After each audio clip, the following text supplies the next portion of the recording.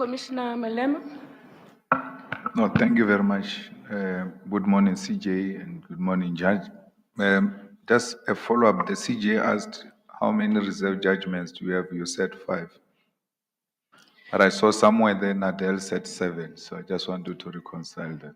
Yes, thank you, Commissioner Millen, and you're quite correct. There is a discrepancy in the comments. The GCB indicated that it was 5 at the time that I submitted my form, and I think it was Nadal pointed to the correct number at that time, which was 7. So that was an error in the GCB's comment, I think. So the correct position was at the time that I submitted my form, there were 7 reserve judgments. But as I sit here now, none of those are outstanding, and there's only 1 new reserve judgment that's still within the 3-month period. You cleared them for this purpose? Sorry? You cleared them for this purpose? I always clear my judgments. Not they were outstanding, not so long ago, and before you come here, they are all cleared. Well, I'll clear all of my judgments. I will pick up, I have quite a heavy role, and I will be accumulating judgments all the time. So the approach that we need to follow is always to clear our judgments. What is your take on the current constitution? Does it allow expropriation of land without compensation? Commissioner, I do need to be guided in some measure. I would like to answer that question, but I do need to be guided in some measure by the Chief Justice, because I need to be cautious about it, because it's an issue that can come before us. So the approach I adopted in my first interview was to indicate that I'm comfortable approaching it at a high level, but mindful that before I can ever make a decision on an issue of that sort, I would need to fully hear argument about from both sides, because it is a live issue and it will come before us. Chief Justice, are you comfortable with me proceeding? Yes, in the same way you did the last time. All right. From Thank a you, high Chief level. Justice. At a high level, yes. Yeah.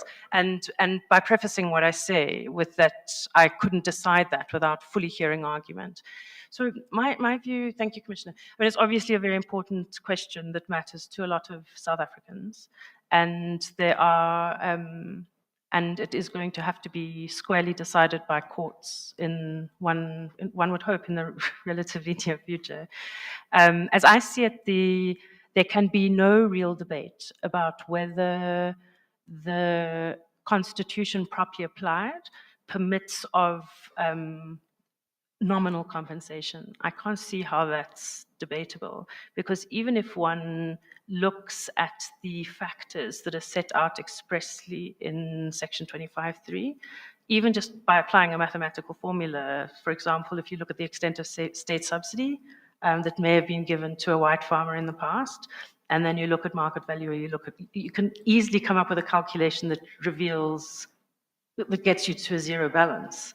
I think the more difficult debate is whether properly construed, the Constitution permits of 0 as opposed to nominal compensation. And there I've read different arguments, and I don't know the answer. I'd really need to hear argument on it. But I do think that there are, given our history, there are compelling reasons that the Constitution fully embraces why there should be departures from market value compensation. So will it be within You're the on Constitution? You're on a third question, and the agreement was 2 per commissioner. Huh? The agreement among the commissioners, which you know, it dates back even before I started chairing this body, is that commissioners ask only 2 questions. 2 questions per commissioner per candidate. Oh, Yes. Judge Mlambo didn't ask 2 questions. I was here. I listened to him. He didn't ask 2 questions.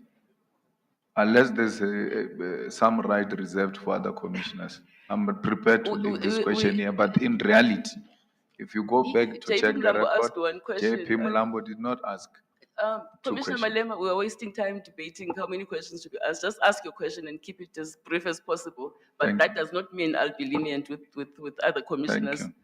No, I just wanted to ask, will it be unconstitutional to pass a bill which allows the state to be a custodian of the land with the fully land use rights guaranteed, that no one loses anything, the state owns the land, and whatever remains, whatever is on the land remains in the pockets and the hands of those who are using that particular land, like we did with the minerals and like we did with water.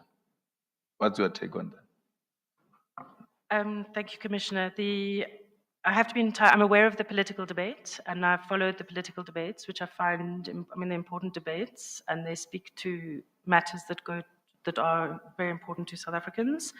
I don't know the answer, and I haven't heard, to be honest, I haven't engaged it in a legal sense. I've thought about it in a political sense. So I haven't, the truthful answer is I haven't sat down and tried to work it out from a legal point of view. But I do think that if one just thinks about it from a, as one, and I think there may be differences, I'm just not thinking aloud, which perhaps I shouldn't do. The simple answer is I don't know the answer. I think the state can, at least in some cases, be a very useful modality to secure justice as a policy position, but that's just my own sense. I haven't thought through the legalities. Thank you, CJ.